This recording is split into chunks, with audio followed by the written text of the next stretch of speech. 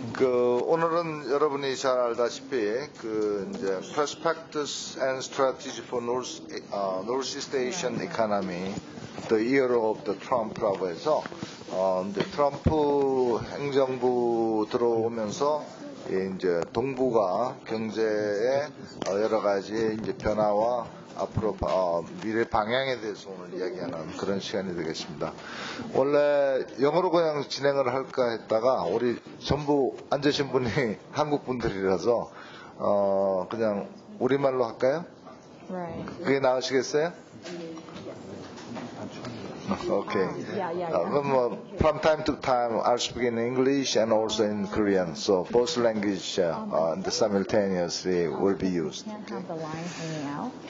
여러분 잘 아시다시피 노스이스트 에이시아가 세계 경제에서 굉장히 중요한 포션을 차지하고 있습니다.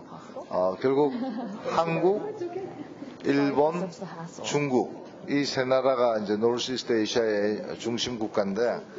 한번 여러분이 생각하시면 세계 제조업에 있어서 가장 중요한 제품들이 다 이 지역에서 나오고 있죠.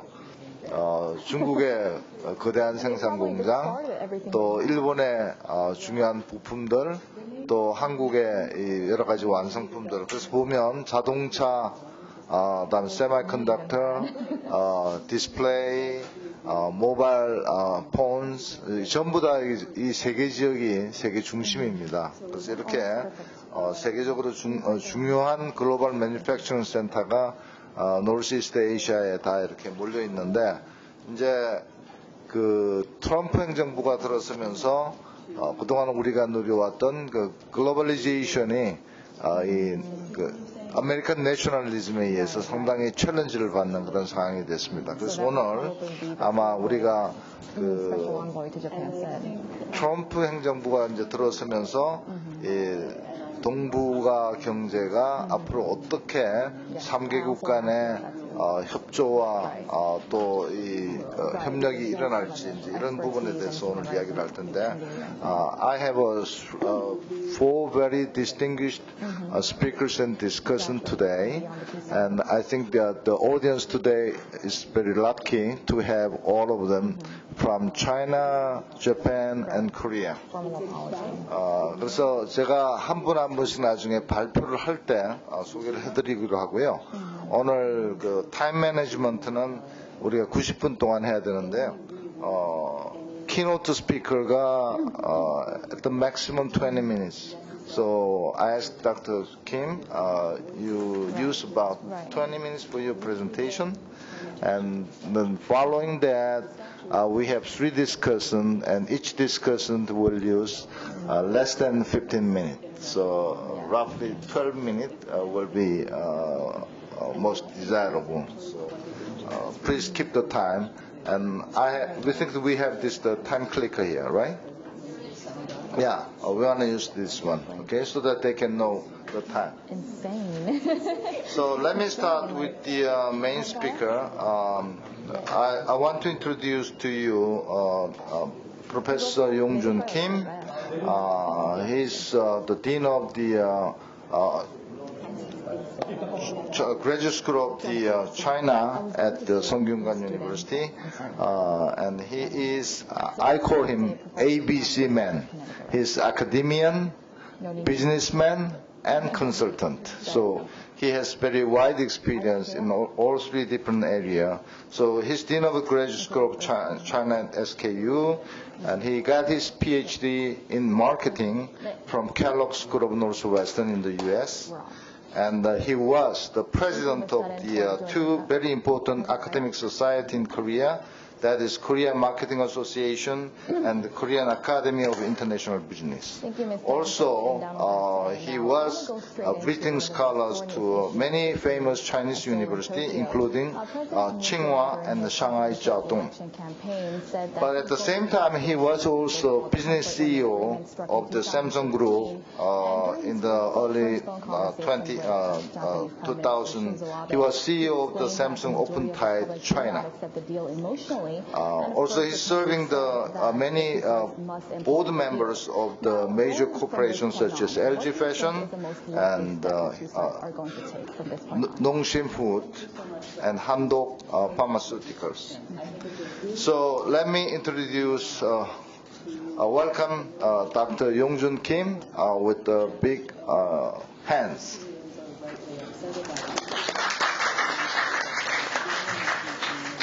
So when he makes the presentation, shall he step out? It's okay? Yeah, it's Okay. So we'll stay then. Yeah, whatever. So, good afternoon, everybody. 大家好. 안녕하세요. I don't know, it's going to be a multi-language translation. I checked it out with Professor Fukuoka, and we have a perfect interpretation in English. So, is it okay if I go for the Korean language? I prepare this presentation in English. Is it okay? Yeah, up to you. 시간이 20분 관계로 제가 그 발표 자료는 다 영어로 준비를 해서 영어를 했지만 한글로 발표를 드리고 질문사항이나 외국인들이 질문이 있으시면 영어나 중국어로 질문해 주시면 나중에 답변을 드리도록 하겠습니다. 오늘 말씀드리려고 하는 내용은 이 트럼프 에라의 큰 퍼스펙티브가 뭐고 거기서 현재 한중일 상국은 어떤 전략적 대안을 갖고 있고 현재까지 진행하고 있는 모습이 어떤 것인지를 한번 짚어보고요. 특별히 한중일 간의 그 경제관계 부분에 있어서 가장 큰 인덱스인 트레이드, 인베스트먼트, 익스체인지 레이트 부분을 현황이 어떤지 보도록 하겠습니다. 그리고 이 에코를 좀 줄여주시겠습니까?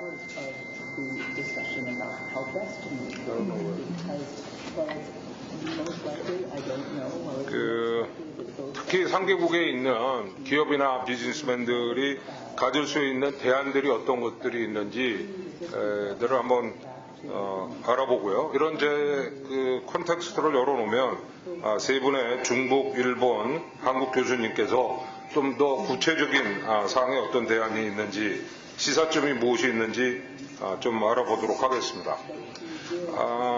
트럼프 에라 퍼스펙티브가 아마 이번 제주 포럼에서 어저께 오늘 또 개회식에서도 아마 가장 큰 이슈고 이 트럼프 정책이 아세안 국가나 한중일한테 어떤 영향을 미칠까? 대단히 죄송합니다. 이거 에코가 왜 여기 이렇게 나오죠? 어디 마이크를 이게 너무 큰데요. 들을 알아보도록 하겠습니다. 이 트럼프 에라의 글로벌 트렌드의 이펙트는 지금까지 1992년도 미국이 신자유주의 소위 워싱턴 어나운스먼트 이후로 20년 동안 글로벌라이제이션을 진행해 왔었는데 트럼프가 당선되면서 소위 글로벌라이제이션에서 내셔널리즘으로 옮겨지는 아메리카 퍼스트가 진행되고 있습니다. 동영상 한번 틀어봐 주시겠습니까? Should I just move on to the second question? Okay. 두 번째로 바로 저 갈게요. From this day forward, it's going to be only America first. America first.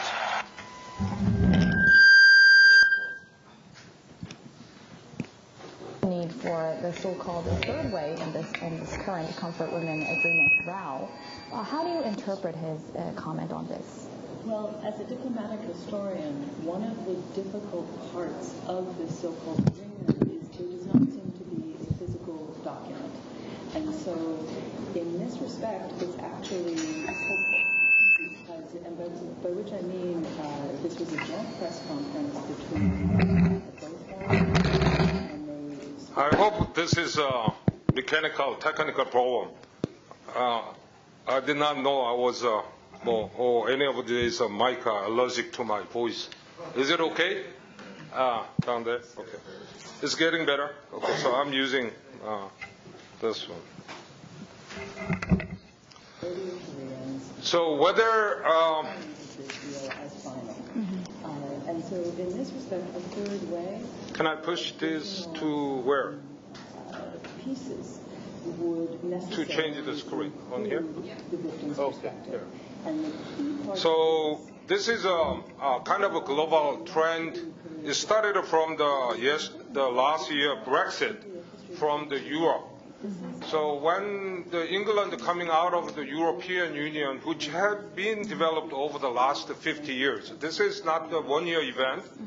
This is not when this history began. just a very short time of European historical development.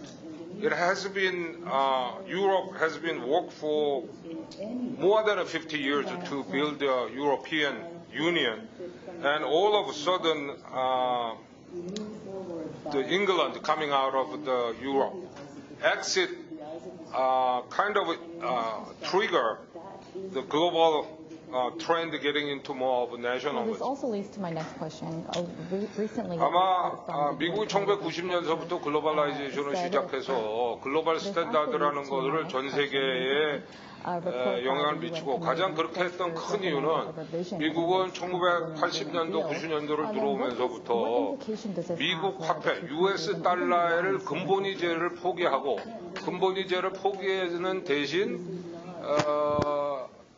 US 달러가 세계적인 기축 통화가 되기 위해서 거의 5천억 달러 정도에 되는 군사비를 계속 써서 세계의 경찰 국가를 해왔었는데 그래서 그 경찰 국가의 덕으로 전 세계의 70억에 되는 시민들이 US 달러를 이제 기축 통화로 써왔고 이 상황 속에서 20년 정도를 하다 보니까 전 세계에 잘 사는 사람들은 굉장히 잘 살아주고 못 사는 사람들은 더 못 살아지는 이것이 전 세계에서 생긴 영향뿐만 아니라 미국 내에서도 미국인들 중에서도 잘 사는 사람은 더 잘 살아주고 못 사는 사람은 더 못 사는 우리가 소위 말하는 이 빈부차를 나타내는 국가 내의 인덱스가 지니 인덱스라는 건데 지니 인덱스가 5.0 이상이 넘어가는 나라는 브라질이고요. 넘버 2가 미국입니다.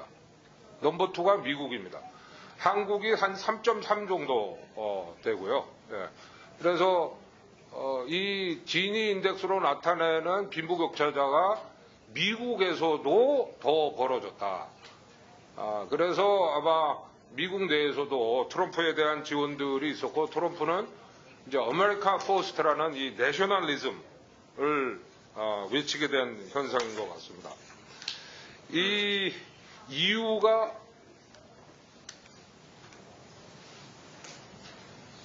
Where should I point?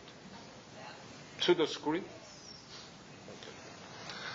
So, EU가에서 이제 브렉시트가 나와서 이것이 앞으로 어떻게 진행될 거냐, EU가 계속 지속될 거냐, EU가 지지될 거냐가 EU에 속하고 있는 10여 개의 나라의 대통령이나 프라임 미니스터를 선거할 때마다 가장 큰 이슈가 됐고, 브렉시트 위에 지금 이번에 블란서 마크롱 대통령 같은 부분은 EU를 지지하는 파기 때문에 앞으로 이것이 어떻게 진행될 거냐가 큰 관심인 것 같습니다. 이 관심 속에서도 도널드 트럼프는 Buy America, Hire America라는 그 아메리카 포스트를 외치게 됐습니다. 이 현상들은 사실은 한국 사람들이나 한국인들한테는 작년에 한 해 동안 한국의 매스 커뮤니케이션이나 신문 방송들이 미국의 정서나 미국에서 일어나고 있는 것을 제대로 알리지 못하고 완전히 트럼프는 이상한 사람이고 민주당이 하고 있는 글로벌라이제이션이나 지속적인 정책이 바른 것이다. 트럼프가 되면 우리나라에 안 좋다. 이것 때문에서 했었는데 트럼프라는 사람은 미국 내에서는 아까도 말씀드렸던 이게 글로벌라이제이션으로 해서 미국이 강국이 됐을 뿐만 아니라 미국 내에서는 오히려 빈부차가 더 심해지는, 그래서 이 화이트 워커들의 서포트를 받고 대통령이 됐고, 그래서 이런 트레이드나 잡스나 이미그레이션이나 밀리터리 서비스에 대해서 푸시를 하고 있는 것이 현 상황입니다. 아마 대통령이 되고 나서 지금 전 세계 순방을 하고 있고, 아마 오늘 터키에 가시고 가는 곳곳마다 이 내셔널리즘을 외치고 아메리카 퍼스트로 외치고 있어서 아마 전 세계에서 가장 환영받지 못하고 있는 두 번째 인물이다. 그럼 전 세계에서 가장 환영받지 못하고 있는 첫 번째 인물이 누구냐? 북한의 김정은입니다. 반면에 중국은 이런 차이나 퍼스트라는 것을 굉장히 오랫동안, 어떻게 보면 1978년도 덩샤오핑의 개혁개방 이후로 거의 40년 이상을 차이나 퍼스트를 외쳐왔고요. 그것은 중국어 표현으로 뭐 중국어몽, 차이나 드림 이렇게 나타나 있지만 지금까지 한 번도 중국이 아세안이나 글로벌에서 어떤 리더로서 또는 미국과 같은 폴리스의 역할을 한다든지 그런 포지션은 한 번도 취하고 있지 않습니다. 미국은 중국 정부는 공식적으로도 아직도 G2, 우리가 세계의 두 번째 나라다라고 공식적으로 성명하고 있지 않고, 다만 우리가 G1, 13세기, 14세기, 16세기에 누렸던 전 세계에서 가장 문화적으로나 국력으로 강한 나라가 좀 되자라는 것이 차이나 드림, 차이나 포스트를 외치고 있습니다. 아까 말씀드렸듯이 전 세계인들한테 가장 혐오를 받고 있는 이제 김정은이라는 북한의 3세대 독재 지도자도 노스 코리아 퍼스트 이거를 뭐 지속적으로 외쳐갖고, 이거는 김정일의 주체 사상 이후로 북한이 택하고 있는 기본적인 내셔널리즘 전략입니다. 그래서 이렇게 그 주변 국가가 상황에서 내셔널리즘을 하고 있는데, 이제 한반도에서는 최근에 작년 말부터 사드라고 그래서 미군이 이 대구 상주에 있는 데 사드를 설치하면서부터 이것이 더 아주 글로벌 이벤트가 되고 극화되어 있는 상황입니다. 한국은 한 6개월 동안 외교적으로나 거의 무정부 상태가 되어 있고요. 한국의 한 시민으로서는 국가의 부모가 없이 한 6개월 동안 살다가 이제 아버지가 생겨갖고 좀 안도가 되는 그런 느낌을 갖고 있는 것이 국내 많은 정서인 것 같습니다. 그래서 문재인 대통령은 국내에서는 아마 박정희 대통령 이후로 인기도가 가장 높은 84%를 아마 차지하고 있는데, 그가 대통령으로 선출되기 전에 전주의 타임즈에서는 문재인 대통령을 니고시에이터라고 타임즈에 커버를 했습니다. 이 사진을 왜 이거로 썼는지 모르지만 하여튼에 김정은보다도 훨씬 무서워 보이는 문재인 대통령의 사진을 집어넣어서, 이 니고시에이터라는 것은 문재인 대통령이 니고시에이터로 협상가로 그런 능력이 있거나 또는 협상가로서 증명돼서 대통령이 될 사람이 아니라, 대통령이 되고 나면 이런 중국과 미국, 일본과 북한 속에서 니고시에이터를 해야지만 서바이브를 할 수 있는 대통령이다라는 것을 표시하고 있고, 현실적으로도 그런 것 같습니다. 그래서 뭐 구체적으로 이런 political economic relationship에 차이나, 재팬, 코리아에 지금 이제 빠져 있는 강대국이 러시아입니다. 근데 러시아가 이제 조만간에 아마 이 픽처 안에 들어올 것 같은데, 러시아가 이 픽처 안에 들어오면 이제 김정은을 제거했을 때는 1880년도 이시조선 마지막에 한국의 국제정세하고 같은 모습이 되고요. 이제 러시아가 이 픽처에 들어오면 1950년도 6.25 사변 이후 1954년도 정전 휴전까지의 한반도의 국제상황하고 같은 폴리티컬 파워 스트럭처가 됩니다. 그래서 사실은 이 안에서 어떤 지혜를 갖고 우리가 잘 한반도 내에 평화를 유지하고 새로운 번영이나 또는 통일을 갈 것이냐는 다시 우리가 100년 전의 역사와 50년 전의 역사를 좀 들여다봐야 볼 필요가 있다고 생각을 합니다. 이런 상황에서 각국의 정상들은 특히 중국과 일본과 한국과 북한의 정상들은 미국의 새로운 트럼프와 접촉을 하고 관계를 갖고 왔는데요. 제일 먼저 이제 US-China 릴레이션십에서는 상당히 이 두 분이 트럼프하고 시진핑이 잘 이렇게 궁합이 맞고 잘 니고시에이션을 하고 평화를 이끌어 갈 수 있으냐 없으냐는 아직도 시험대에 올라 있습니다. 그거는 미국도 그렇게 생각을 한 것 같고, 그래서 도널드 트럼프의 딸과 사이와 그의 손자와 손녀들이 시진핑과 시진핑의 부인인 펑리안 앞에서 중국 가여와 중국 지조를 읽어서 좀 더 가까운 모습을 가려고 했고요. 제일 먼저 이제 아베 수상은 도널드 트럼프가 대통령 되자마자 가서 이제 면담을 했고, 가장 유명한 이 장면은 아주 굉장히 유명한 장면인데요. 도널드 트럼프의 개인 별장인 플로리다에 가서 골프를 18홀을 치고 두 정상 간에 아마 작은 내기를 18홀 내기를 하셨나 봅니다. 그래서 첫 라운드에서 아베 수상이 좀 돈을 잃고, 그래서 도널드 트럼프한테 9홀 더 치자라고 그 자리에서 제안을 했고, 트럼프 대통령이 자기 비서관 보러 9홀 더 쳐도 되냐?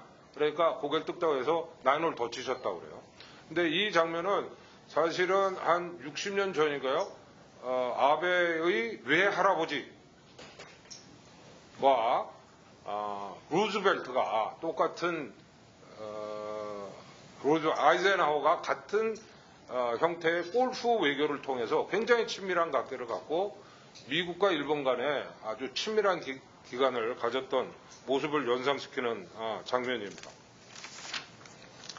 반면에 아직 새로 당선된 문재인 대통령과 트럼프 대통령은 6월 말경에 첫 미팅을 하기로 지금 예정을 하고 있어서 오늘 아마 정의용 국가 외교안보실장이 미국으로 가셔서 이걸 어레인지를 하시려고 하는데, 과연 이 두 분이 어떤 케미스트리나 또는 어떤 아젠다를 놓고 첫 토크를 할 거냐가 아마 큰 관심사이고, 이 관심사의 뒷면에는 북한의 김정은에 대해서 어떤 퍼스펙트로 가질 거냐. 왜냐하면 트럼프 대통령은 지금 김정은이 괜찮은 놈이다라고도 얘기했다. 김정은이 미친 놈이다라고 얘기를 했다. 김정은이랑 햄버거를 같이 먹을 수 있다. 이렇게 얘기를 하셨기 때문에 아마 좀 더 북한이나 한국에 대해서 트럼프가 연구를 하면 다음에는 트럼프 대통령이 김정은이랑 냉면을 같이 먹을 수 있다. 이런 얘기를 할 수 있을 정도의 아직 한반도의 정서나 한반도의 이 아시아의 역사적인 문제나 이런 부분에 대해서 이해가 깊지 않고 그때 보고받는 사항에 대해서 자기 느낌으로 거의 저희 한반도에서 살고 있는 간작은 소시민으로서는 간이 서늘서늘해지는, 한번 얘기할 때마다 이게 어느 럭비공으로 떨어질지 모르는 그런 불안한 상태에 있어서 아마 두 분이 좀 만나서 이 부분이 어느 정도 클리어 돼야지 한반도 내에서의 또는 미국 정부의 아세안 내에서의 정책 폴리시 입장이 좀 밝혀지리라고 봅니다. 이렇게 5개국의 관계가 굉장히 불확실한 상황에서 다양한 이벤트들이 일어나고 있고, 이것이 다자간 협정이 아니라 양국 간의 협정으로만 지금 계속적으로 일어나고 있고, 양국 간의 협정은 다자 간의 이해관계 속에서 있는 아젠다가 같습니다. 그래서 미국과 중국을 두고 일본과 한국과 북한이 그들이 얻으려고 하는 국가적인 인터레스트, 이익을 어떻게 이제 확보하고 어떤 포지션을 그려나가느냐가 큰 관심일 텐데요. 그거를 보기 위해서는 한중일이 미국에 대한 경제관계를 좀 간략하게 볼 필요가 있을 것 같습니다. 중국은 한 12조 달러, 전 세계가 우리가 지금 지구 한 70억의 인구가 70조 달러 정도의 경제를 생산하고 하고 있는데요. 미국이 거기서 한 18조에서 19조, 뭐 중국이 한 12조, 일본이 한 5조, 한국은 한 1.4조 정도 하고 있는 상태입니다. 그런 상태에서 경제 성장률은 중국은 6.9, 일본은 0.5, 한국은 2.7이고요.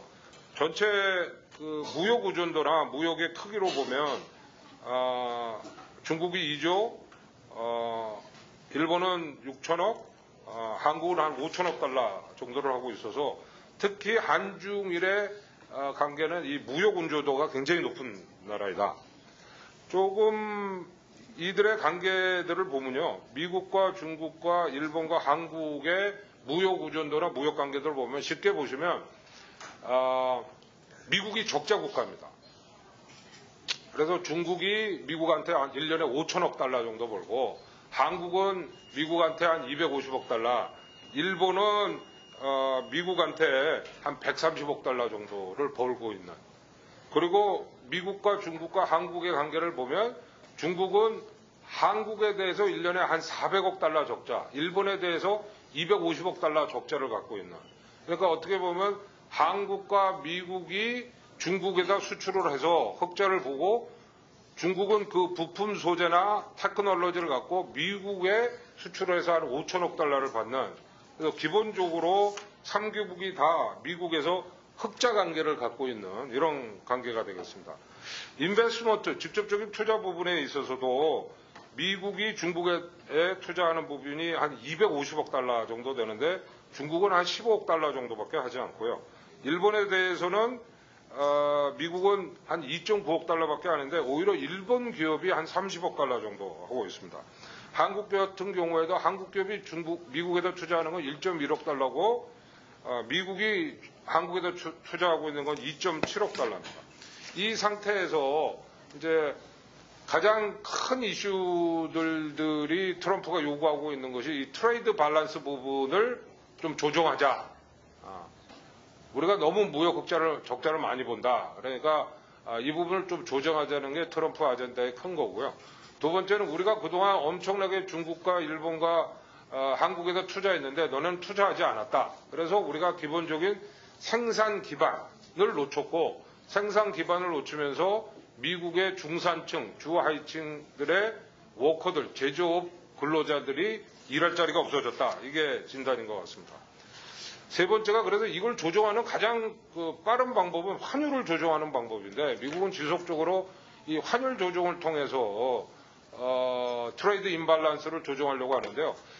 이거는 뭐 더 자세하게 나중에 질문이 있으면 설명드리겠지만, 미국이 환율 조작국이나 환율 부분에 대해서 WTO 내에서 자기가 만들어 놓은 미국 내 규정 규제들이 있는데, 미국 내 규정 규제 하에서도 중국이나 한국을 환율 조작국으로 조정해서 발표하기가 힘든 상태입니다. 그래서 이 부분은 좀 글로벌 이코노미라 당분간도 미국이 좀 제재하기 힘든 부분이다 라고 말씀을 드릴 수 있겠습니다. 뭐 에버리지 보더 테리프에 대해서도 관세에 대해서도 얘기가 있는데 이 관세 부분도 그렇게 크게 뭐 1% 2% 차이가 있고, 이 관세 부분도 즉각적인 효과를 나타낼 수 있는 부분엔 틀림이 없지만, 미국이 WTO를 자기가 자진적으로 파기하기 전에는 이 관세 부분도 단기적으로 각 3개국에 대해서 차별적으로 제재하기는 쉽지 않은 대안이다라고 볼 수 있겠습니다. 마지막으로 그러면 이제 각 세 나라의 기업들은 어떤 반응을 보내고 있느냐. 우선 중국의 최대 기업인 알리바바의 잭마는 도널드 트럼프를 만나서 캘리포니아에 자기네가 하고 있는 사업에 많은 R&D나 또는 로지스틱 센터를 캘리포니아에 셋업하겠다. 그래서 잡을 일으키겠다로 투자를 하겠다고 하고요. 아베는 한 4,500억, 한 450억 달러인 거죠. 450억 달러 정도를 기급하게 투자를 해서 일본 기업이 미국에다 더 투자를 해서 일자리를 많이 창출하겠다. 이렇게 약속을 했는데 잘 아시다시피 기본적으로 일본의 조선, 반도체, 전자, 기계, 석유화학 산업 자체가 일본 내에서도 경쟁력을 그동안 구조조정을 통해서 많이 하고 있고 이들이 점점 부품 소재 산업으로 구조조정을 한 상태에 있어서 일본이 과연 그들의 부품 소재 R&D 테크놀로지를 미국에 바로 트랜스퍼 할 건가 너도 좀 두고 볼 일이라고 보고 있습니다. 마지막으로 이제 한국 기업은 대표적으로 삼성과 현대 또 많은 재벌 기업들이 미국에 더 투자하겠다, 생산 공장을 이전하겠다라고 선언만 하고 있고 그것이 이제 진행될런지도 좀 볼 문제인 것 같습니다.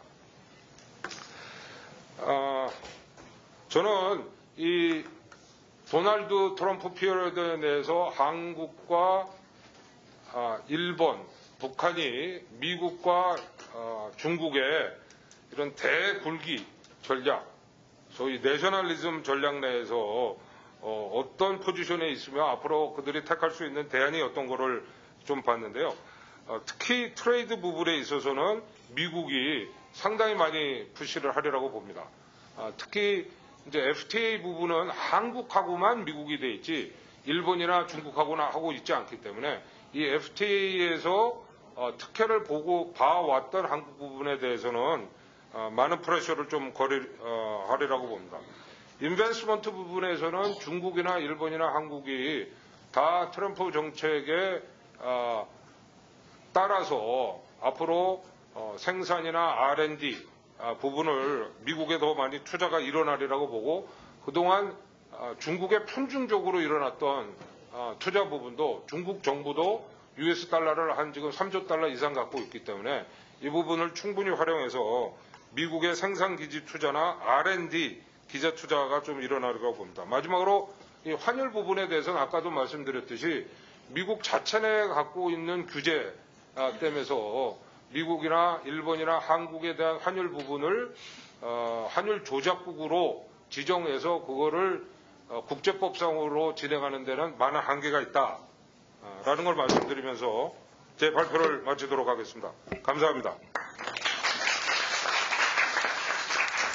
자, 우리 김영준 교수께서 소만 세터 톤을 이렇게 해주셨는데 이제 그 세 분의 디스커션트를 제가 모시고 한중이 돼서 각기 한 분씩을 모셔서 지금 말씀하신 내용을 중심으로 또 각자 가지고 있는 퍼스펙티브를 제시하도록 하겠습니다.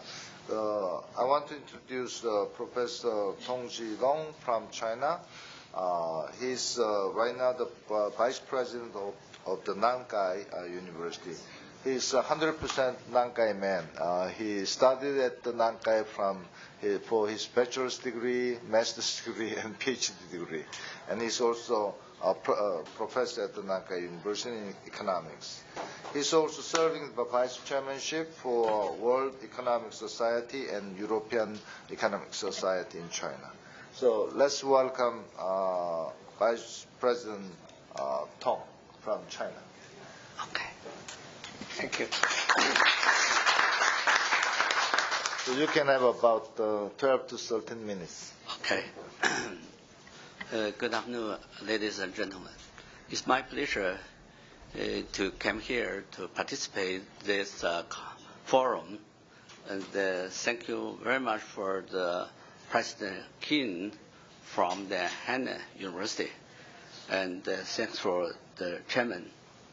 It's my pleasure to come here to learn a lot from Professor Kim. And just now, the Professor Kim gave a very good presentation and talking about the Asia, especially Northeast Asia, the present and the future. Almost agree with him. but I have some things to think and to explanation.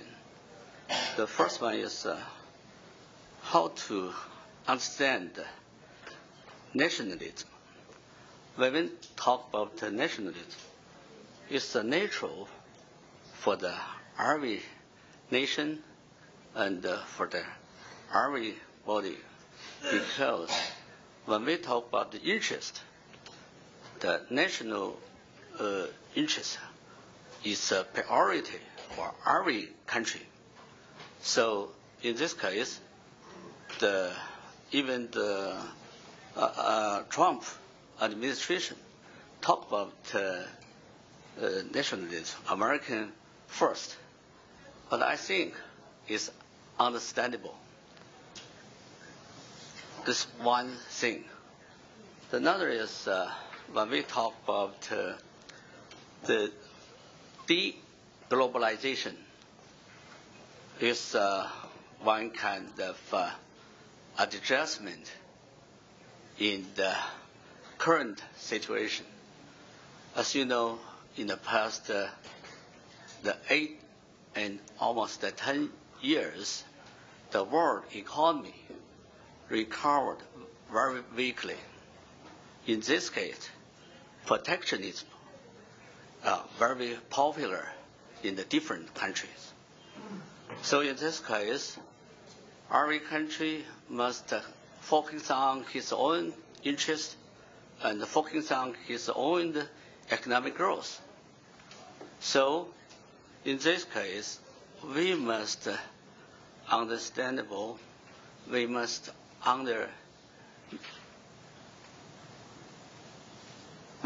know that it's very nature for the current world.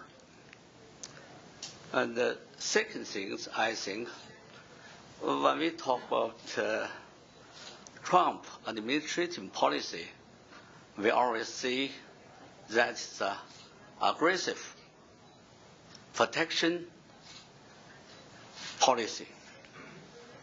That means Trump is not trying to keep his isolate from the rest of the world. He just tried to get some much more interest through the negotiation. When we talk about negotiation, that means we must give some benefit to each other. So when we talk about the Trump protection policy, we must think about how to negotiate. For instance, China. In the past, maybe the 1 month, we called 100 days the cooperation. We have some reached deals with the United States. For instance, China will open the beef market, and the United States will open the chicken meat market. So this kind of cooperation is one way to go to choose. Maybe we have to choose, but it's a way to stop the de-globalization. That is the special adjustment in the current situation. That means weekly economic recovery period. The second one. The third one is when we talk about Korea, China, and Japan economy and his regional integration cooperation. When we talk about that, it's last at least 15 years. In the past time, the China tried to reorganize or participate some kind of regional integration. For instance, ASEAN China integration to free market. For instance, China, Korea, and Japan triangle the regional integration we called free trade area. Unfortunately, it's very hard work. So in this case, we may be rethinking about that. Since Trump always liked to negotiate one by one with China, with Japan, and with Korea.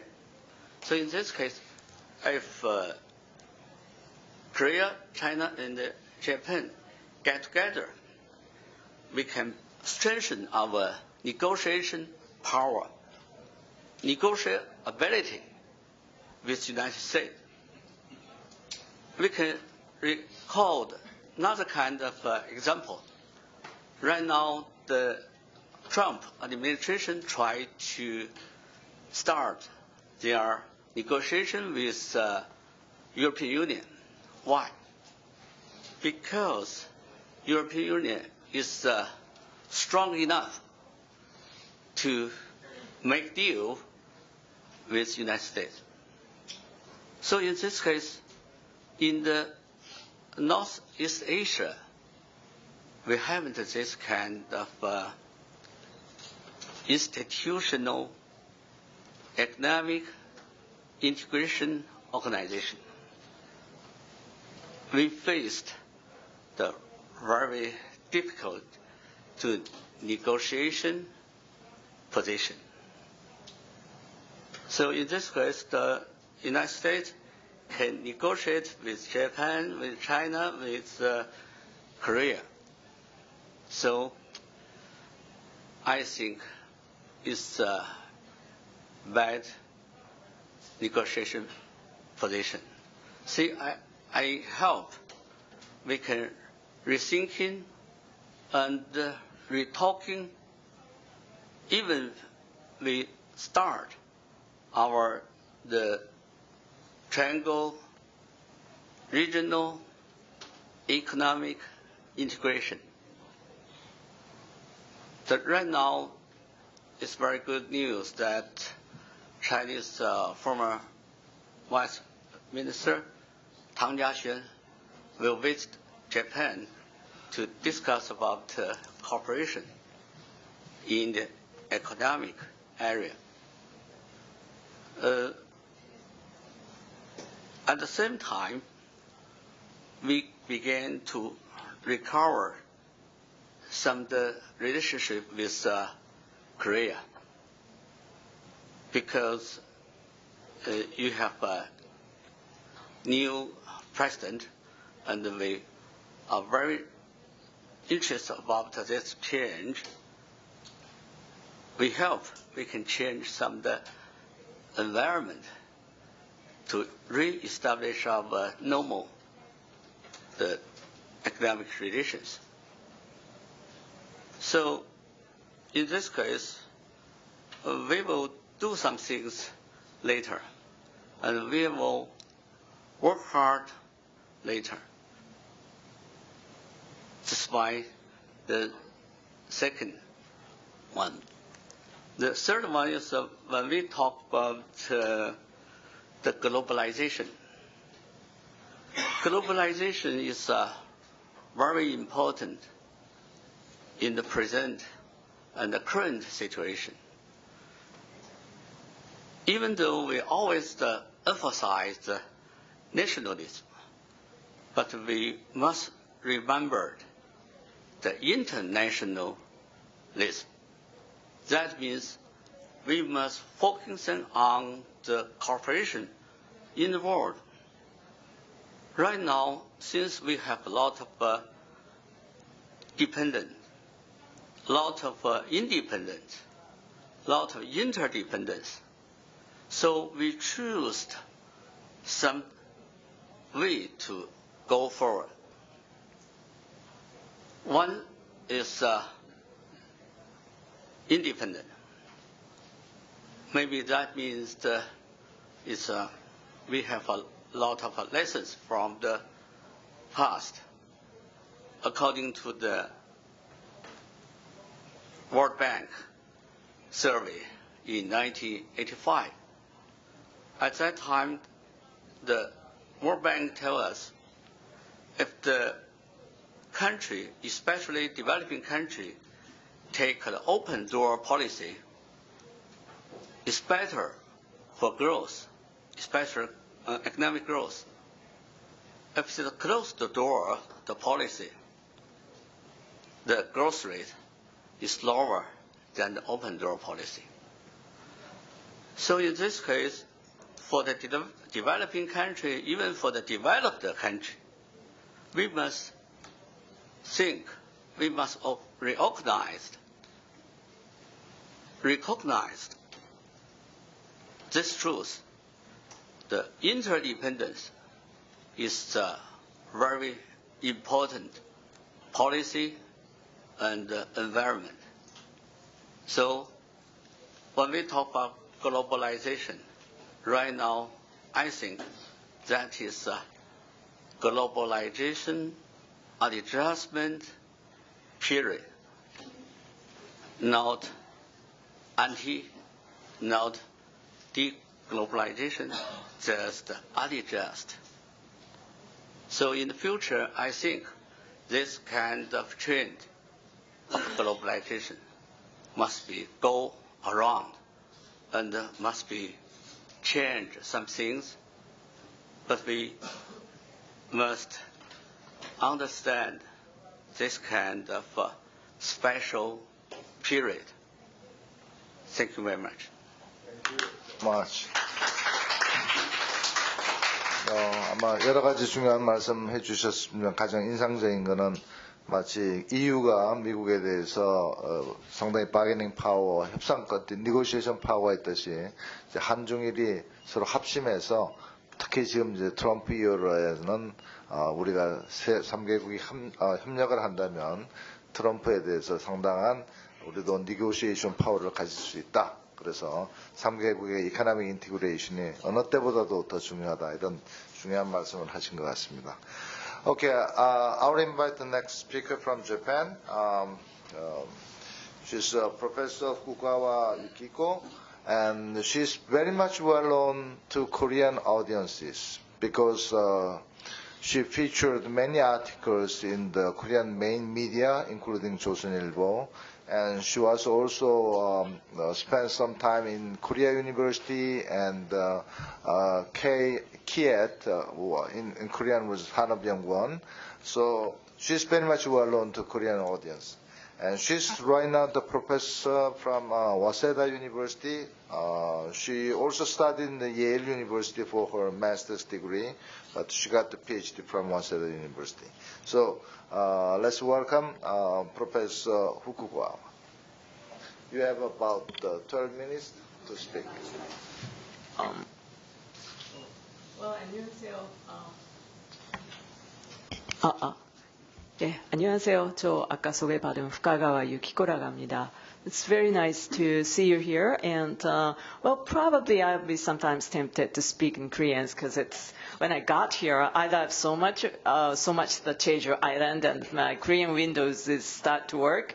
But well, probably since this is an international forum, I think I should better speak in English. So I tried to go in English. Maybe you can stand up here. Oh, really? That will be Okay. much more convenient. Okay, to sure. the cursor. Oh. So maybe use it this. Okay, this is good. That Then, works. use the cursor toward the screen. Yeah, this is more natural. Well, the problem is doesn't change the person probably. Okay. Oh, this way. Yeah. Oh, okay. Well, things are quite chaotic as like a Trump times. Well, I would like to, since the preceding speakers all mentioned about the nationalism, I would like to start by mentioning about the different kind of nationalism.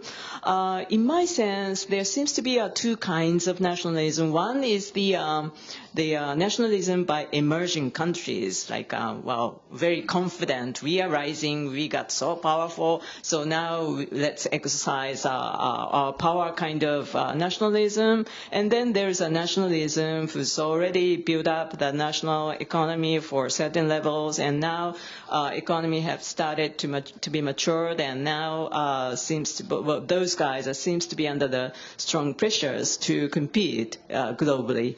So many mature economies, people start to say, oh, we are so bad about dealing with the, especially in competitions with the emerging market. So let's make our country great again. It's very similar, not only in the United States, but it's very similar with Pierre Abe in Japan and also Macron in France. Let's make our country great again.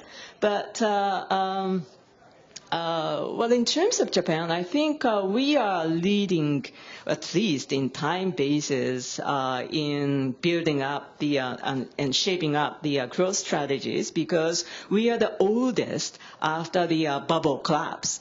So it was almost quarter of a century ago when the bubble totally collapsed in Japan. So we've been spending a lot of time about having having a trial and error in enormous degree. So we have learned something better than the other mature economies like US or Europe, where the bubble crash takes only 10 years ago or something. So what we learned so far has been very basic, very kind of common sense things. So now I think it seems to be quite exceptional mature economies like only Japan and Canada who still stick to the value of free trade and trying to boost the free trade. And that's not because we are smarter than the other guys, but only because we learn that the free trade works the best on us. So it took quite a time until we really learn it. So what we are trying to do is basically to have better relationship with the U.S. economies, because we see that U.S. economies is still driving all the innovations, and that is very much needed for the Japanese economy. And but on the other hand, we, of course, see the tremendous values of Japan, Korea, China corporations, because with the potentials is probably there's no need to mention about it. So we are trying to do both. We are trying to ratify the Trans-Pacific Partnership, even without the U.S., because we believe in sometimes in the future but Trump might be a little bit well educated and might be able to come back. So we try to keep the door open until the U.S. comes back. And the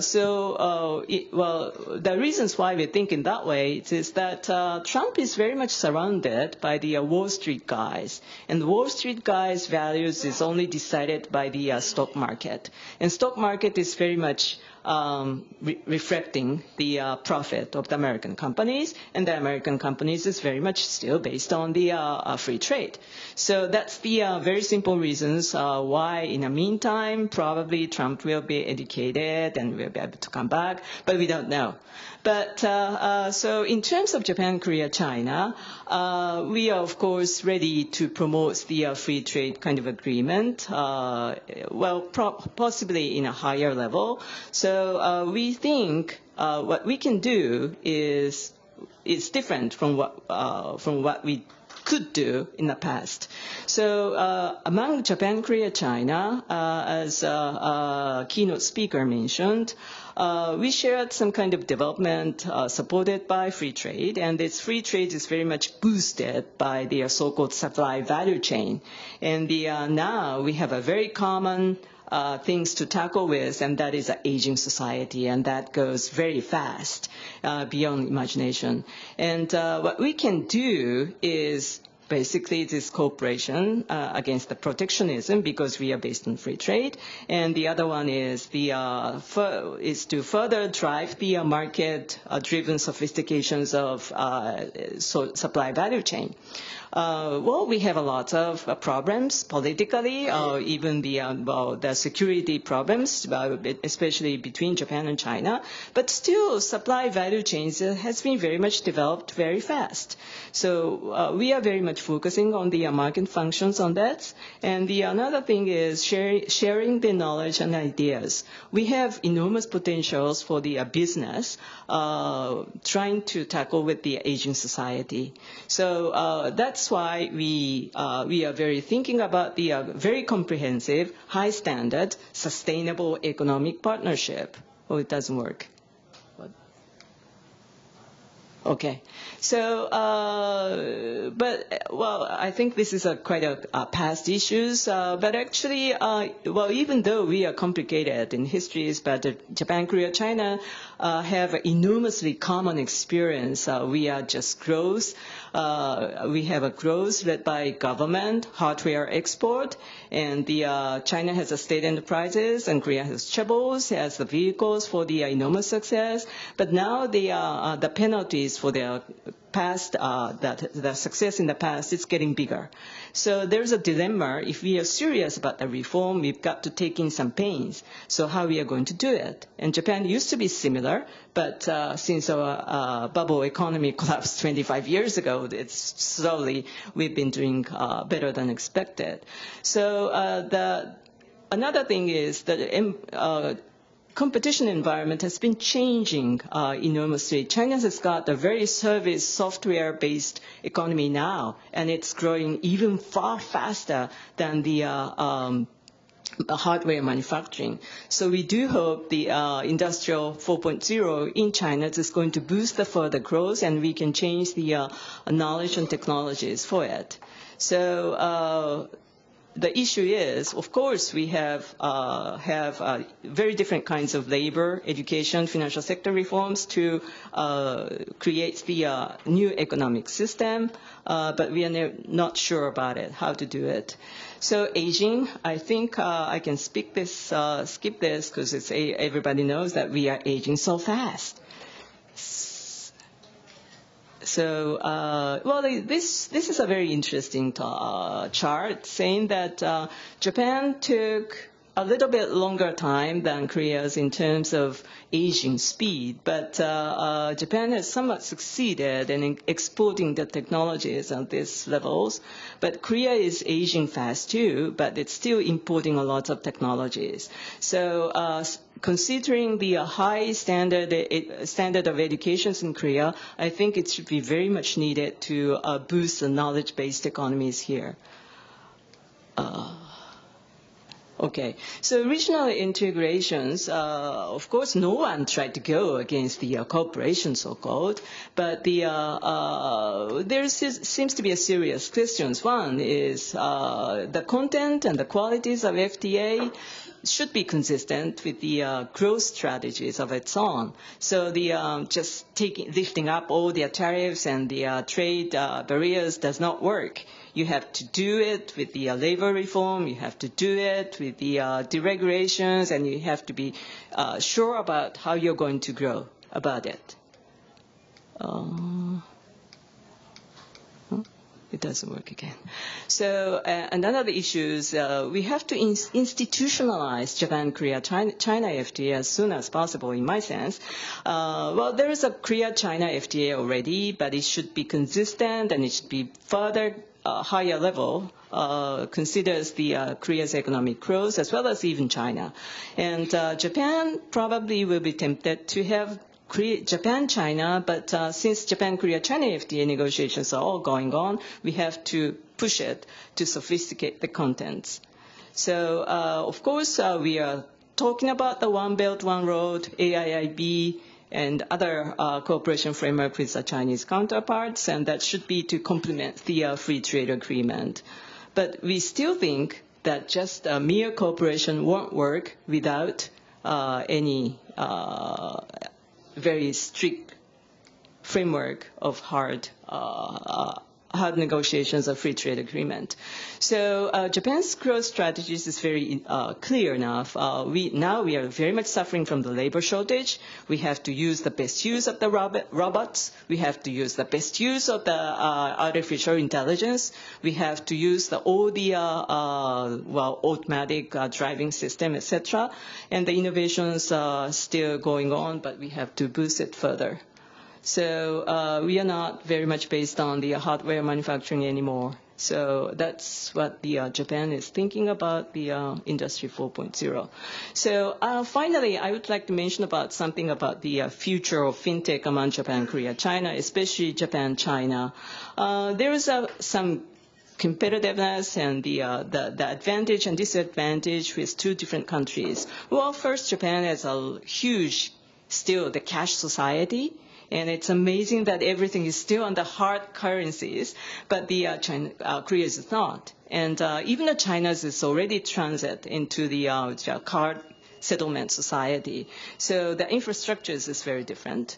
And but on the other hand, Japan, what's good about Japan is we are suffering from labor shortage, so that the tremendous pressure from the people that I may lose the job is very much minor in Japan. So that's why the government is serious about all the automatizations and AI-based technologies, and fintech is one part of it. So especially aging society desperately needs to sophisticate the technologies to manage the financial side. And IT accounting system for small companies and household, this is quite a less advanced part in Japan, but Korean companies, I think, have a huge potentials in exporting or penetrating into this market, just cooperating with their human capitals and professional knowledge. And e-commerce and IT marketing, I think Japan and China trade has been now very much driven by the e-commerce and IT marketing. So that should be the way where we should go. So it doesn't change. Well, so my concluding remark is, of course, corporations is just fine, but we have to be very specific and strategic where we are going to do. So competitions for innovations is one issue that we have to share for the goals for the relationship. And the second thing is sharing resources and risk. Energy risk and energy corporations and agriculture, IoT engineers, entrepreneurs, SME infrastructures, natural disaster management, so all the very strategic purpose for the corporation. And finally, economic geography. Now Japan is one of the few successful business in Japan is the tourism. And we are hosting huge number of Korean tourists and Chinese tourists, and that has made the enormous starting point for the IT innovation even, because we have to cover up the labor shortage. Thank you very much. Thank you very much for your very eloquent speech. And finally, I have the Korean discussion from the KIET, Dr. Jang Jong.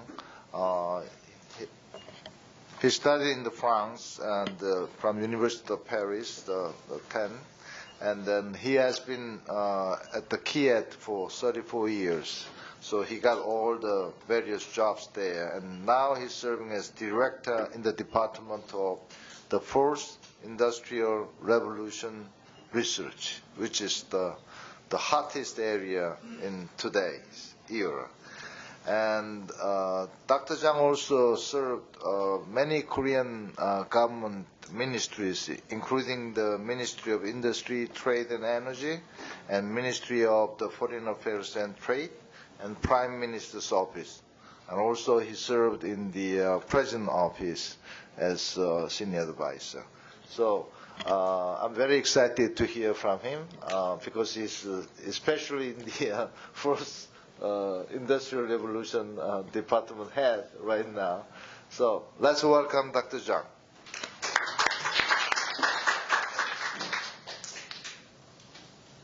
We have 12 minutes.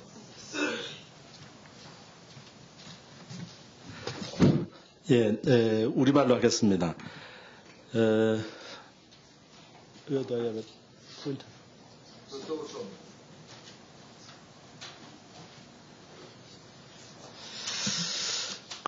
막간을 이용해서 시간이 굉장히 아까우니까 지금 전 이제 약간 생각이 이제 다른 거를 먼저 이렇게 앞에 하셨던 분들 얘기를 드리면은 지금 이제 글로벌라이제이션 또는 글로벌리즘에서 내셔널리즘으로 간다라고 보고 그게 이제 트럼프 현상을 가지고 얘기를 하시는데 저는 약간 좀 생각이 좀 다른 게 트럼프라는 사람은 방식에서는 굉장히 거칠고 굉장히 지금 전 세계가 업셋돼 있지만은 가만히 내용을 보면은 굉장히 중요한 내용을 전곡을 찌르는 사람이다라는 생각을 갖고 있습니다.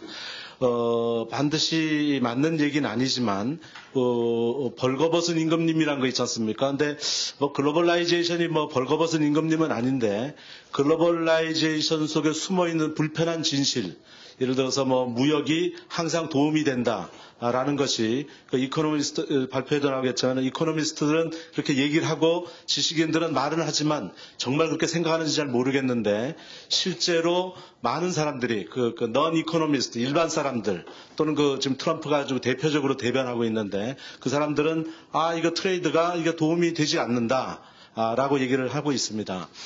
그래서 저는 지금 트럼프의 얘기가 이게 정말 이분이 트레이드가 도움이 안 된다고 하는 건지, 그럼 왜 트레이드를 하는지 해서 트레이드가 도움 안 된다고 하는 건지, 또는 트레이드는 전반적으로 네트 이펙트는 도움이 되는데, 실제로 일부에서 굉장히 로스를 초래하고, 소위 위너 앤 로스 가설이 되는데, 루저를 만들고,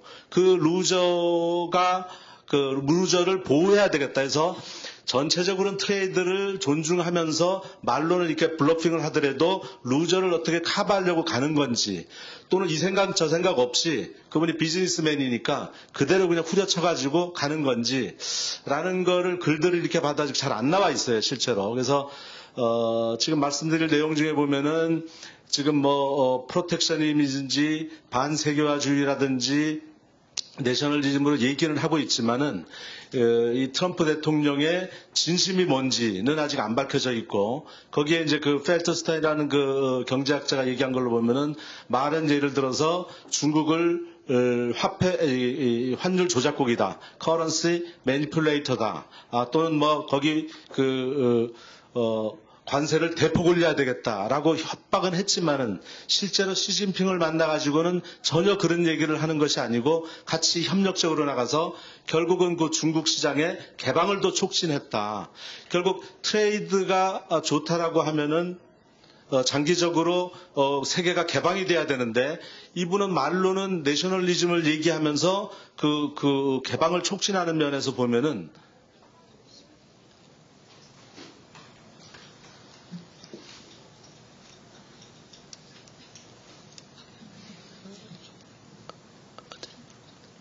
밑으로 해야 되나? 오케이. 자, 발표하면서 또 하던 얘기를 마저 하도록 하겠습니다.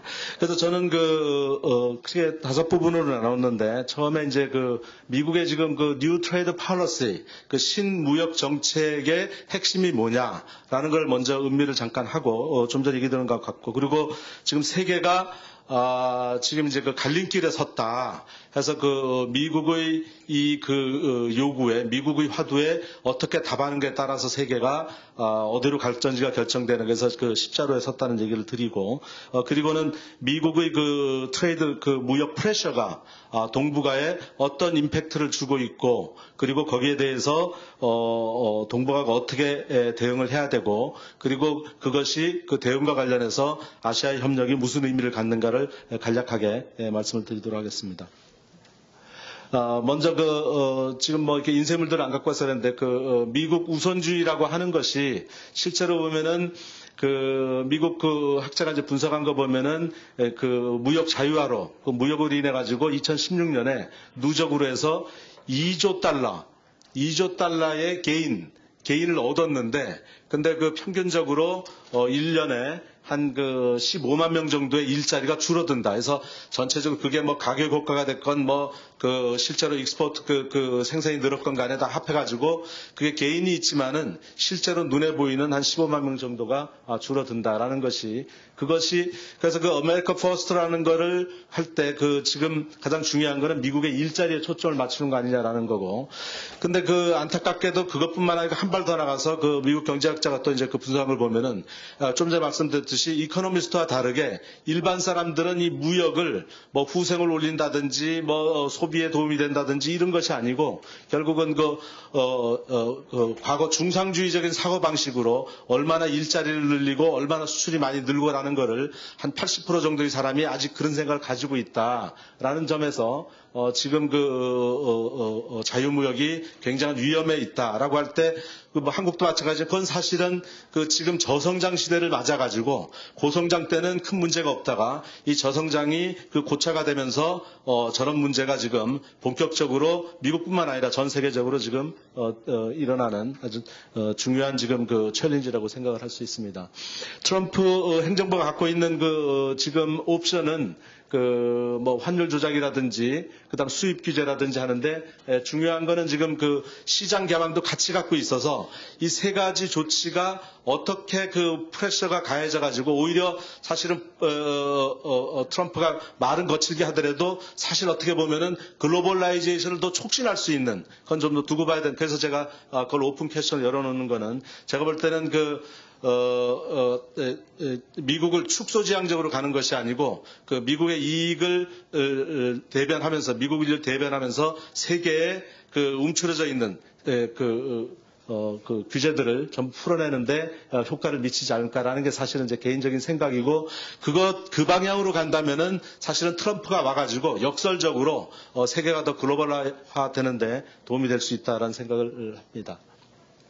세계가 맡고 있는 그 빅 챌린지는 그 저성장과 일자리 문제입니다. 그래서 지금 뭐 4차 산업혁명 되면서 일자리 문제가 더 클로즈업 되어 있는데 이 두 가지 문제를 어떻게 해소하느냐가 굉장히 중요하고 그 경우에 지금 세계가 생각해야 되는 거는 그 중상주의적 머캔틸리스트 트레이드 워를 할 거냐 안 그러면은 그 트럼프의 화두에 대답하면서 컴프로마이징 앤 리밸런싱 트레이드를 해나갈 거냐라는 이 퀘스천 앞에 지금 서 있다고 생각이 듭니다. 그래서 지금 우리 그 동북아가 어떻게 거기에 대응하느냐가 굉장히 중요한 그 이슈라고 할 수 있습니다. 얼마 전에 지금 그 나토 정상회의 갔다 와가지고 독일이 지금 완전히 돌아섰지 않습니까? 그래서 EU가 지금 브렉시트 일어나면서 EU가 굉장히 그 위기에 처했다가 이 트럼프를 계기로 해가지고 EU가 다시 합치면서 대항하는 그런 국면으로 가는데 여기 뭐 시간이 없어 그쪽은 다 얘기를 못하고 동북아는 그것을 따라갈 거냐라는 문제에서 아까 저 부총장께서도 말씀하셨지만은 우리는 그 리저널 인테그레이션을 하더라도 다른 방향을 선택하는 것이 좋겠다라는 게 제 생각입니다. 실제로 그 동북아가 보면은 그 미국의 그 무역 흑자가 굉장히 많습니다. 그래서 그래서 그러니까 그 중국이 거의 뭐 절반, 미국 적자의 절반을 차지하고, 그다음 일본, 한국에서 그 세 나라가 있는데, 문제는 적자를 한다는 것이 또 중요하지만은, 여기다 보시다시피, 굉장히 구조적으로, 이것이 그 트레이드 데피시트이 이 세 나라에 대해서 구조적으로 돼 있다는 면에서는 이것이 이제 문제로 제기가 돼가지고 이거를 개선했으면 좋겠다라고 지금 얘기를 하고 있는 것입니다. 그런데 실제로 구조적으로 그 대미 흑자를 갖고 있지만은 최근에 중국과 한국은 무역이 줄어드는 어려움을 겪고 있고 일본은 이제 아베노믹스에 힘입어 가지고 일본은 상승하는 기조를 나타내고 있습니다. 그 세 나라가 지금 각자 대미 흑자가 다른데 사실은 일본의 흑자를 일본의 세계 흑자보다 대미 흑자가 훨씬 많아서 일본은 미국에서 흑자를 많이 내고 있고 중국은 미국에서 한 40%, 한국은 26%, 그다음 무역의 비중도 한 20%대 이렇게 있는데 그래서 결국은 그 미국이 트레이드 프레셔를 가한다고 하면은 사실은 일본, 중국이 이 영향을 더 많이 받을 수 있고 상대적으로 한국은 이제 덜하다고 하는데 그 어떤 프레셔의 인텐시티 측면에서 보면은 그 중국이 아까 보듯이 굉장히 지속적으로 큰 영향을 미치고 있기 때문에 중국한테 가장 그 인텐스하게 갈 거고 그다음에 그 일본하고 한국에게는 좀 루스하게 가지 않겠느냐라는 생각을 합니다. 그래서 그 바람직한 그 동북아의 그 바람직한 그 대응 방향은 그 우리가 트럼프가 요구하는 그 개방 정책 쪽으로 좀 적극적으로 나가는 것이 좋겠다라는 면. 그래서 우리가 그 축소지향적이 아니고 미국에 줄 거는 주고 미국에 받을 걸 계속 지금 받으면서 해서 상호 상승작용을 하는 그런 모델로 갔으면 좋겠다. 그래서 그 from export oriented에서 수출을 통해서 성장하는 모델로서부터 그 다음에 그 수입도 받아들이면서 어느 정도 무역을 균형을 맞춰 나가면서 대신에 혁신 주도형, 그 이노베이션 드리븐 모델을 갔으면 좋겠다라는 것이 향후의 바람직한 방향이고요. 이것과 관련해서 최근 들어온 그 문재인 정부에서 소득 주도 성장, 인컴 드리븐 그로스 스트래티지를 말하고 있는데 그래서 그것은 굉장히 지금 미국과 조화될 수 있는 좋은 방향이다라고 생각을 할 수 있습니다. 그래서 임금을 올리고 구매력을 올려가지고 투자를 유도하고 그래서 일자리를 늘리고 다시 구매력이 늘어서 나는 건데 여기에는 중요한 프레컨디션 전제 조건이 있습니다. 이것이 되려면은 이노베이션과 프로덕티비티가 올라가야 되는데 왜냐하면은 이노베이션과 프로덕티비티가 올라가지 않으면은 웨이지가 올라가면서 그것이 프로덕티비티로 커버되지 못해가지고 스태그플레이션이 일어나는 문제가 되고 있습니다. 그래서 결국은 혁신과 트럼프의 요구에 맞추는 그래서 새로운 모델로 나가는 것이 중요하다라는 것을 얘기를 드리고 이 이노베이션을 하기 위해서는 사실 코오퍼레이션이 가장 중요한데 그런 면에서 이 아시아 국가들이 성장 모델을 바꾸면서 이노베이션을 중심으로 한 협력으로 가는 것이 시대적인 흐름이 아닐까. 때마침 4차 산업혁명의 시대를 맞아가지고 새로운 이머징 테크놀로지를 위해 가지고 삼국이 세계적으로도 이 세 나라가 굉장히 지금 잘 뛰고 있는데 이 세 나라가 협력적으로 가면 좋겠다는 생각이고요.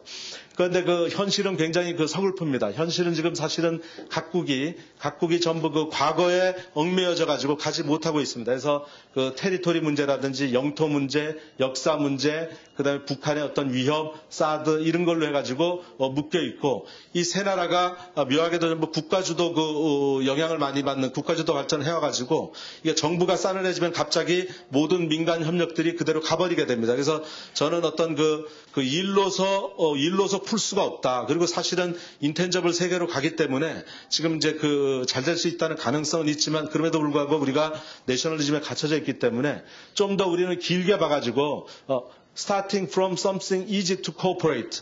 쉽게 협력할 수 있는 것부터 가보자라는 거고 그거는 지금 이 청년들의 그래서 그게 대학생이 됐건 뭐가 됐건 젊은 사람들이 과거 사실은 이명박 정부 때 한번 하려다가 그게 크게 잘 연결이 되지 못했지만은 우리가 R&D를 한다든지 청년들을 교환한다든지 해서 이 커뮤니케이션을 하고 교환하는 프로그램을 통해 가지고 이게 장기적으로 우리가 만들어 나가는 거에 스타트를 하자라고 적어도 이 삼국 정상들이 만나서 젊은이들이 협력해 나가는 것은 우리가 건드리지 말자라고 하고 그리고 교착 상태에 빠지는 이런 과거 문제는 바둑에서 보면은 이게 해결이 안 되는 문제는 떠나가지 않습니까? 그래서 이 문제는 우리가 서로 신사협정으로 건드리지 말고 협력을 해나가고 그리고 그것이 정말 잘 된다면은 우리 부총장께서 얘기하듯이 트럼프에 대해서도 우리가 협력하면서도 아시아가 리저널 인테그레이션을 하는 그런 식의 그래서 이노베이션 베이스한 새로운 성장 모델로 바꾸고 미국의 요구를 받아들이면서 지역적으로 협력하는 이런 시대를 열어나가는 것이 방향이 맞겠다라는 게 제 생각입니다. 감사합니다. 오늘 마지막 주자로서 아주 전체 이슈를 정말 잘 정리해 주신 것 같습니다. 오늘 저희가 한 12분 정도 남았는데 우리 플로우로부터 질문을 좀 받고 그리고 나서 concluding remark를 하도록 하겠습니다. So it's time for the stage to ask any questions to the main speaker and other discussion. So the floor is open. So anybody who has questions, please raise up your hands and introduce yourself very briefly and ask questions. 질문 뭐 해주시죠. 간단하게 자기 소개하시고 질문하시는 분은 네. 그 다음에 질문을 간단하게 해주시면. I have two questions. First question for Professor King. You mentioned Trump's policy, American first, and President Xi's policy, China first, and Korea first, North Korea first. It seems that all the countries have the policy of these countries first. They are the same, but I don't think so. Of course, today we talk about Trump's era. That means Trump's U.S. first is different from other countries' policy. I think other countries' policy is this country's national interest. Every country wants this country become better. Of course, this country's nation or national interest is very important. That's okay. But Trump's policy is different. Trump's policy is U.S. or America first. And he wants to protect American poor people, but he do not think about other countries' people. This is difference between Trump's U.S. policy, U.S. first policy, and other countries' policy about this country's nation or national interests. So there are difference between. Question is first for him is the difference policy from U.S. policy and China, Japan, or Korean policies is one is protect for U.S. and another country maybe open for other country. Like China's policy is open for every country and work together, cooperate. Of course, China think about China's national interests, but also think about other countries' interests.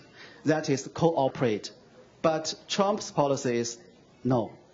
So I want to ask the Professor King that, do you agree with me?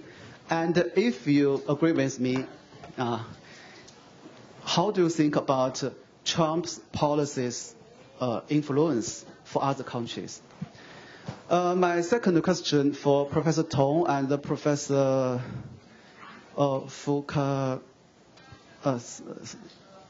Fukukawa. Sorry. Two professors mentioned that China, Japan, and Korea should work together, cooperate, and that's better. As Professor Tong said, we can have negotiation power. And as Professor Fukukawa said, that these countries work together can have a good, better economy. But as we see that Prime Minister of Japan, Abe, after President Trump became the new president, Prime Minister Abe went to U.S. and meet him. And after elected, he went to the U.S. And after Trump became the president, he again went to U.S. And as we see that Prime Minister of Japan always want to be together with the U.S. And we don't think he want to stand with China or South Korea. So we cannot have this negotiation power. How do you think or how do you comment Prime Minister Abe's actions? Thank you. Thank you so much for your long questions. Thank you. Sorry, too long time. No, it's all right. Okay, I'll take one more question, then I'll ask the participant to respond. So any other questions? All right. Okay, then Dr. Kim, and then okay. Just we didn't get your name. Professor, we are talking. Okay.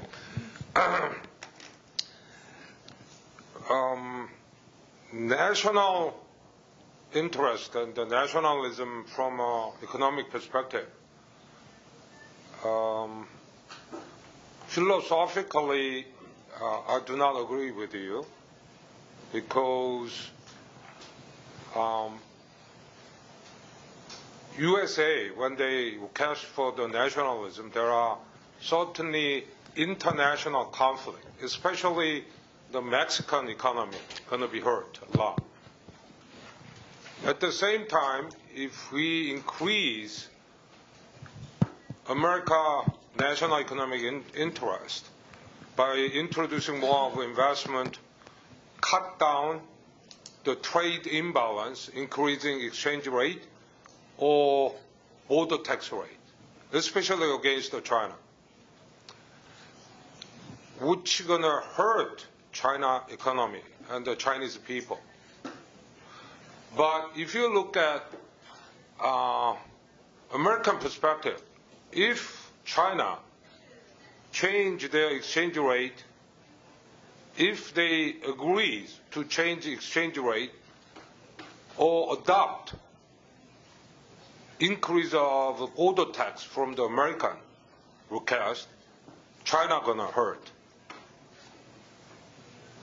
Therefore, any of these national interests from a China perspective and from an American perspective, there are conflict of interest. So they got to find out some compromise. So from China first policy is basically the same. If China insists on China first, not other countries' consideration, that's going to hurt other countries too.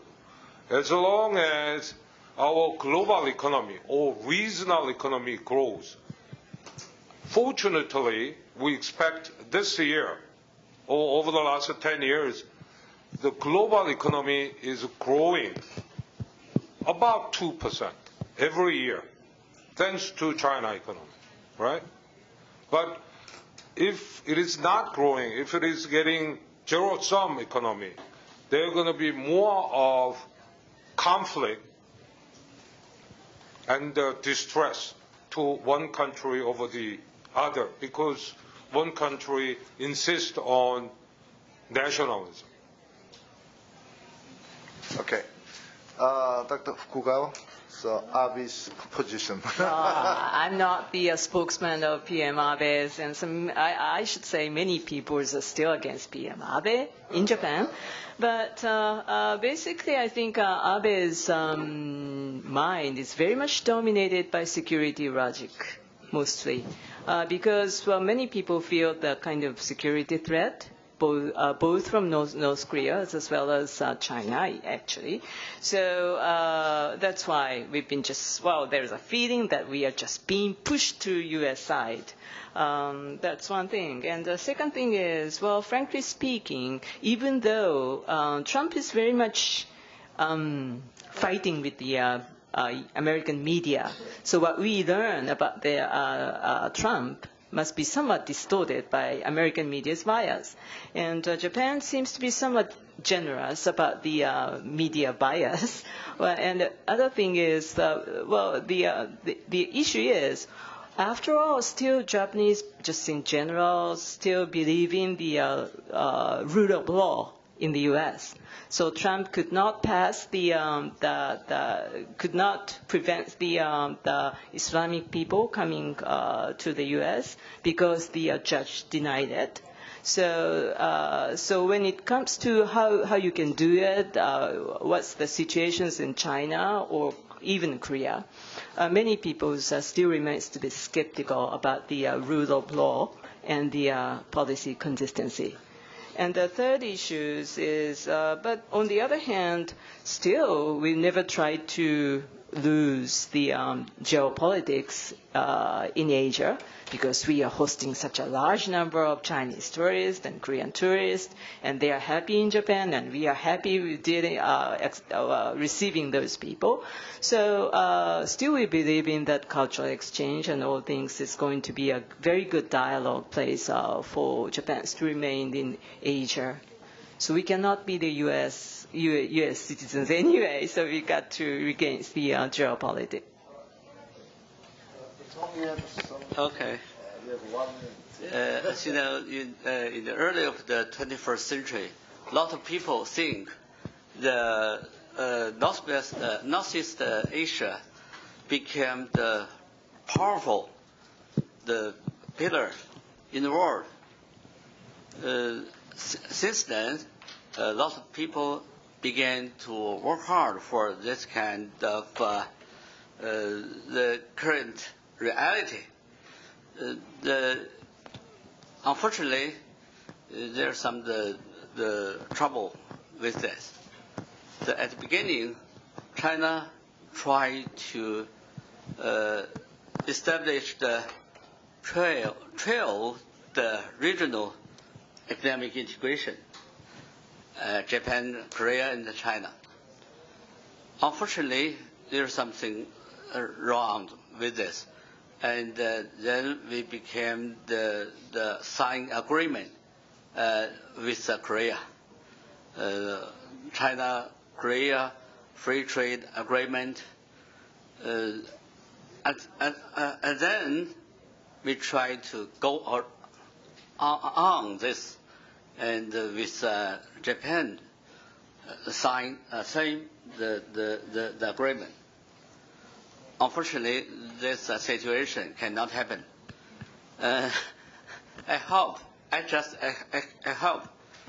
if we want to become the stronger, especially in the Northeast Asia, we must find a way to cooperate.